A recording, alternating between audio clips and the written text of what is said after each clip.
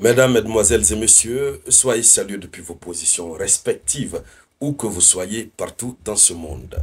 L'heure est grave, l'heure est plus que grave. Je ne sais même pas comment est-ce qu'il faut décrire ce que les Israéliens sont en train de vivre à l'instant où je suis en train de vous parler. Après l'appel d'urgence de l'ambassadeur américain en Israël qui demande aux citoyens américains de quitter le territoire israélien par tous les moyens possibles. Après ça, voici le gouvernement de Benjamin Netanyahou qui a reçu l'ordre de se disperser sur l'ensemble du territoire national israélien. Ils sont dispersés.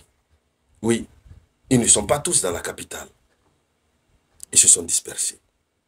Par peur du boss. Par peur de l'Iran. Parce que l'Iran ne plaisante plus.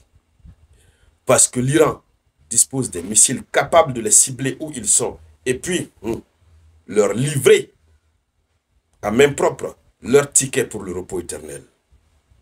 Dames et messieurs, pendant que certains disent non, Israël est en train de dominer l'Iran, ça frappe ceci, ça frappe par là. Oui, c'est vrai qu'il y a des frappes israéliennes sur l'Iran. Mais jamais nous avons entendu parler que les commerces et autres ont fermé à Téhéran. Jamais nous avons entendu parler qu'une ambassade a demandé à ses citoyens d'évacuer par tous les moyens possibles. Jamais nous n'avons entendu parler que les ministres se sont dispersés à l'intérieur du territoire national par crainte de recevoir un missile. Cela prouve à suffisance que l'Iran est en train de soumettre Israël à quelque chose à laquelle Israël ne s'attendait pas. Une chose que Israël n'a jamais vécue de sa vie. Et cela commence à donner raison à l'Iran qui a dit que si Israël ose les attaquer, ils vont regretter ça pour toute l'éternité. C'est l'une des rares fois où, pour ne pas dire, c'est la première fois qu'un gouvernement israélien se disperse comme ça. En tout cas, selon ma connaissance. Je peux faire peut-être erreur. Corrigez-moi s'il y en a. Mesdames, Mesdemoiselles et Messieurs, l'affaire devient sérieuse. C'est de cette affaire que nous allons parler dans le cadre de cette vidéoconférence. Mais avant de continuer, avant d'aller dans les profondeurs, je vous demande de poser le geste qui motive, mettez les likes, partagez la vidéoconférence au maximum. Voilà, partagez-la dans tous les groupes possibles. Voilà. Et surtout, n'oubliez pas de laisser toujours votre avis en commentaire. Allons-y donc dans les profondeurs, mesdames, mesdemoiselles et messieurs. Alors, il y a que par crainte d'attaque iranienne, des mesures préventives ont été prises par Israël. Ils appellent ça mesures préventives. Je me demande même, est-ce qu'ils tiennent même des conseils de ministres actuellement? Je me demande, est-ce qu'ils tiennent des conseils de ministres? Alors, la dispersion des ministres israéliens, des informations qui ont été rapportées par Al Jazeera, citant la chaîne israélienne Channel 14, indiquent que les ministres du gouvernement de Benjamin Netanyahou se seraient dispersés à travers Israël. Cette mesure aurait été prise par crainte d'une attaque iranienne ciblée, potentiellement une attaque de décapitation visant les dirigeants israéliens. Et je ne vais pas répéter le mot deux fois. Ils craignent qu'ils soient ciblés avec pour objectif de ça tape seulement, ça enlève une partie. Donc, il y a eu une réunion d'urgence du gouvernement. Cette dispersion a eu lieu dans le contexte d'une réunion d'urgence tenue par le gouvernement israélien.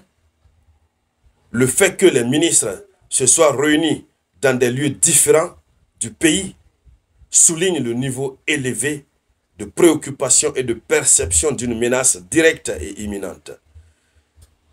Les ministres sont dispersés. Quand ils font une réunion, je crois que c'est par visioconférence. Est-ce qu'il y a une peur qui dépasse ça? Est-ce qu'il y a une crainte qui dépasse ça? Donc, durant tout le temps, selon l'annonce qui a été faite par le chef d'état-major général des armées, que oui, le conflit va continuer, les citoyens doivent s'apprêter à une prolongation. Donc, pendant la prolongation, les ministres, un sera à Singapour, l'autre à Jakarta, l'autre à Jukunkun, et puis ils font les réunions à distance. Je vous dis que ce conflit est en train d'affecter même le fonctionnement même du gouvernement de Netanyahou. Mais les médias occidentaux refusent d'en parler. Non, mais nous on donne. Moi je vous donnerai l'information brute ici. Ouais, et c'est ce qui leur fait mal. C'est pourquoi ils réduisent nos visibilités. Et c'est pourquoi moi je vous dis toujours, pour contourner, il faut toujours partager. Voilà.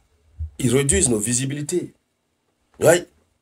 Ils ne veulent pas donner les informations claires et fiables. Ils donnent toujours l'information en sens unique. Oui, ce qui les arrange. Mais la vraie vérité sur le terrain, ils n'aiment pas donner. Alors donc, comment pensez-vous qu'un gouvernement comme ça, un pays peut fonctionner comme ça? Ouais, les ministres qui abandonnent leur ministère pour aller s'installer à l'intérieur du pays. Mais je pense que ça, est-ce que vous croyez que c'est une bonne solution? Vous pensez que avec ça, ils seront épargnés?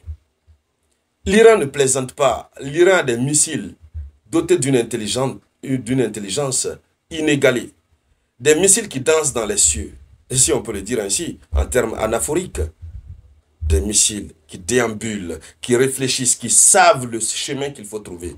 Lorsque ces missiles constatent qu'il y a des blocus en cours de route, ça change de chemin de trajectoire.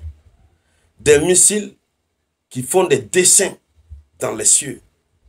Dessiner le dragon et tout ça, c'est devenu petite chose pour les missiles iraniens. Si l'Iran veut, l'Iran a la carte de toutes les villes en 3D, la carte d'Israël. Si Israël veut cibler un ministre à l'intérieur du pays, mais c'est tranquille. C'est au calamar. Ça, c'est vite fait. Ça, c'est comme de l'eau à boire pour l'Iran. Ça, ce n'est pas la solution. Ils doivent plutôt chercher à faire le pas vers la paix. Oui. Voilà, désolé. Ils doivent chercher à faire le pas vers la paix. Mais ça démontre. C'est la grosse peur. Ils ont peur, je vous le dis, ils ont peur. Mais certains continuent à ne pas comprendre la chose. C'est pourquoi je voudrais que vous partagez l'information.